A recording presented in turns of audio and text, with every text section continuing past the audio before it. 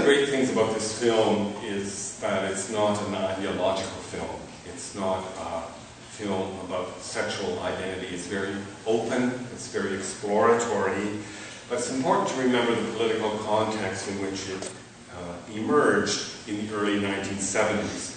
This is before Anita Bryant.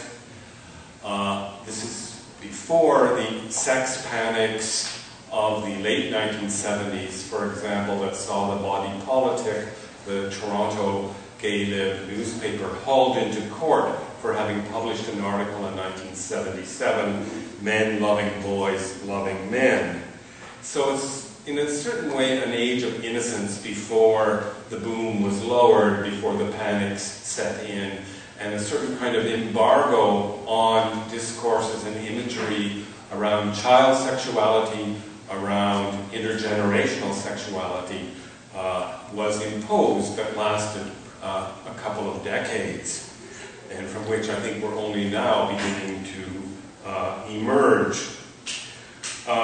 Another very interesting film from this, there they are. That's Bozo Moyle on the left, and Frank Vitale in the center. He's still very hot, I think, but and Stephen Lack on the right, and they're in front of the setting Frites Dorées for several of the scenes that we just saw took place. If you get the DVD, you'll find this little documentary tour of the main circa 2008, very, very interesting.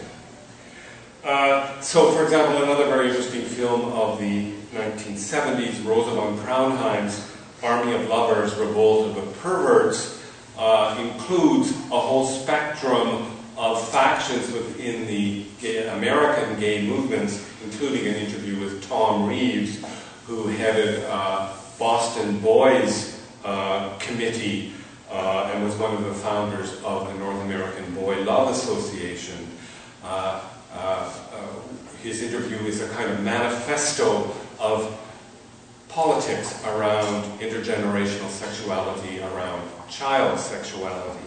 And so much of this political discourse has been disavowed in the subsequent decades by the mainstream gay movement. So this film, I think, is a very interesting document of a kind of era when the revolutionary fervor was very much still in the air of the sexual revolution, of the gay revolution, before a certain mainstreaming occurred. The body politic critic of 1974 recognized, I think, the politics, the implicit politics, because it's certainly not explicit in the film. Ron Damon recognized, quote, "The overwhelming message of the denial of the rights of children is one of the most powerful aspects of the film. Johnny is continually oppressed by the adult world." And parenthetically, I think it's very important that the last image of the film is of Johnny, and it ends up being a film really very much about Johnny's agency. And continuing, quote, "He's continually oppressed by the adult world, by his pseudo-hip parents, who are obviously paranoid about their son's friendship, quote unquote, and eventually by Frank, who easily cedes to conventional morality through fear. John is trapped in an ageist, homophobic world where freedom is impossible." And according to Damon, one of the features of the film, its achievements, is, quote, "The sensual, though latent character of their relationship comes across beautifully." So there was some recognition at the time of the importance of this film, of the achievement of this film, before it lapsed into obscurity.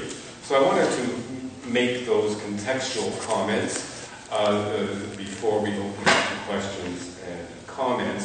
This was not the only film of the 70s that dealt with children's sexuality, with intergenerational sexuality.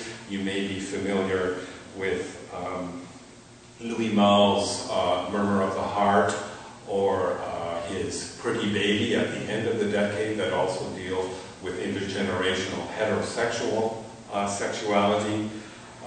You may also be familiar with Luchino Visconti's landmark 1971 film, Death in Venice. So this handful of very brave and iconic films from the 70s are important to remember, especially in the context of what you might call the silence that followed. Okay, so that's what I wanted to say, and I would love to hear your comments and questions. Was there, I didn't catch anywhere in the film that anyone had sex. Was it implied in the story that you just didn't see it, or? Well, Frank and Bozo started, didn't they? But then the dogs and the sirens started. So. Okay, yeah, yes. There's no explicit sexuality in the film. It's very open, it's very ambiguous. That's not what the film's about, I don't think. Yes? I would say specifically that isn't what the film's about, in the sense that, and I see a difference between the man... Can everyone hear? Mm-hmm. Shout a bit, okay. Shout! That there's a difference, I think it's an important distinction that there isn't, I don't think there is necessarily sexual acts in the film between Johnny and others, and that there's a distinct difference between man loving boys loving men, or NAMBLA, and the sexuality of a child, which is a nascent understanding of who they are, which is what is portrayed beautifully here, and a heterosexual context is portrayed very beautifully in the film. I think it's called Beautiful Girls, with Timothy Hutton and what's her name, Natalie Portman. And I think it's an important distinction that there is such a thing, of course, as a child's sexuality, which must be appreciated and respected, but that it may be separate from an adult, and usually is separate from adult sexuality and an adult's way of expressing sexuality and sexual attraction. Dylan, can I have a few more lights in the house, please? Who else? Comment or question? Yes. When is the DVD coming out, and who did the music? Like, who was, some of the songs are great in there, so... The music, I don't know her work, but she was a local folkish rock singer on the Montreal scene in the 70s, and she did original music for the film, and the DVD's coming out later this year, and I can't tell you the name of the US distributor. Here in Canada, I believe my colleague is handling the distribution. What I would suggest is in a month or two, Google it and see what you come up with, and then if you come up there, just email me at Concordia. Yes? I wonder if you could comment on some of the reasons you think the various moral panics set in, and why this discourse was silenced or changed.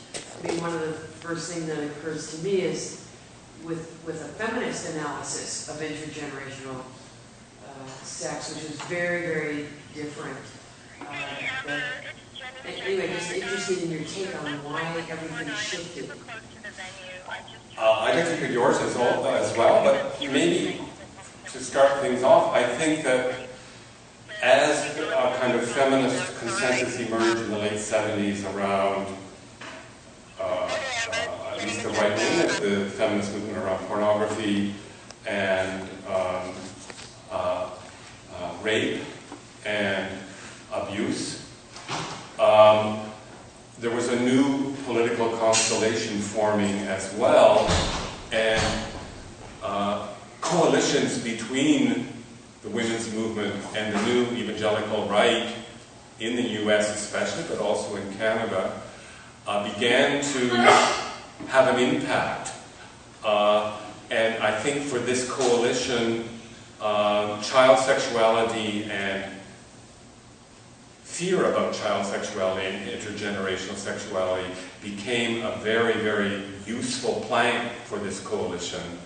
And you saw it happen in 1977 in Miami with the Anita Bryant